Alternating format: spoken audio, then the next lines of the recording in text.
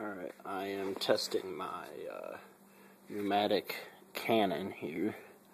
How this works is I fill this chamber here up with air, and that'll tell me how much PSI I'm running.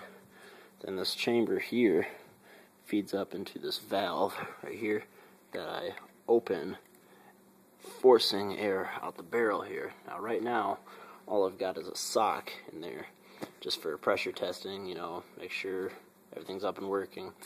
I fill air into the tank with this Schrader valve right here, and I'm going to pump it up to 60 PSI here.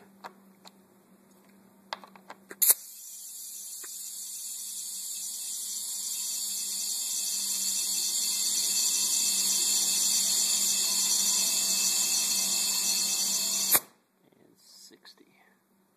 See it there. Alright.